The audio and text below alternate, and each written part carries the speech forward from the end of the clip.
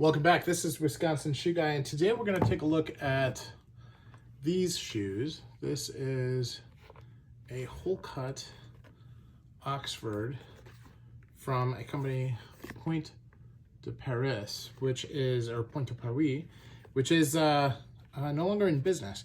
This is a really interesting Wholecut. They had some work on the sole that didn't go quite the way they wanted to, that they basically gave me some free stuff, free Saphir products for. And as you look, they did some hand beveling on the waist. Not necessarily the greatest quality. You see how here it really looks round.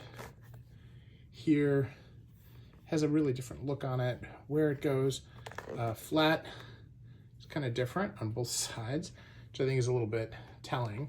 Now, they went out of business shortly after supplying this pair of shoes, so not surprised that they didn't, kind of resand these and kind of redo them or redo the sole in order to make it work. I was a little surprised at the time, but in retrospect, if they were about to go under, it makes a lot more sense.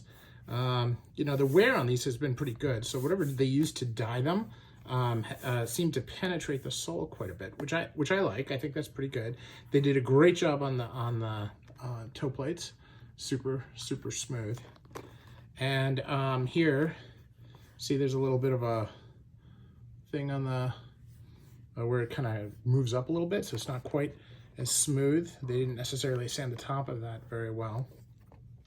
And this line here is not perfectly smooth either. Straight heels.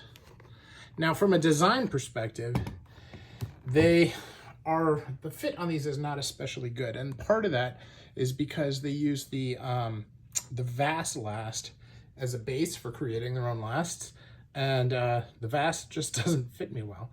So I can understand that. If I look at the quality of materials, the quality of the upper leather seems to be pretty good.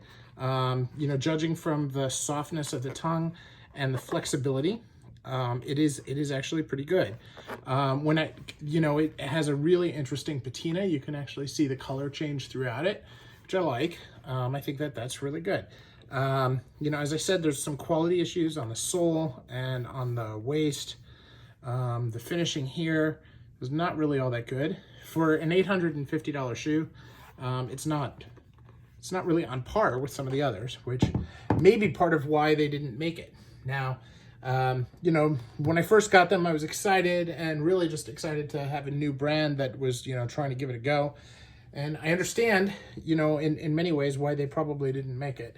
Part of the challenge that they ran into is that they only had Wholecuts and cap-toe Oxfords. That's it, 2 styles. And they had a bunch of colors in them, but in my mind, as you think of the shoe-wearing public today, I think cap-toe Oxfords may be fine, but Wholecuts probably, especially a 3-eyelet Wholecut, probably not good for the majority of men because they're just a little too dressy. Now, these are typically French with the tongue that protrudes much further out than the shoe. The 3 eyelets is novel. I really like it. I like the way they look. Just not super thrilled with everything about them. They're a little bit too, if I'm being honest, they're a little bit too symmetrical for me. I would have preferred them to be asymmetric. And, the quality that's there is good. Don't get me wrong. It's just not particularly high end. So this is Wisconsin Shoe Guy. And after, what, about half a dozen, maybe 7, 8 wears on these, that's my thought. Let me know your thoughts in the comments below. Thanks for watching.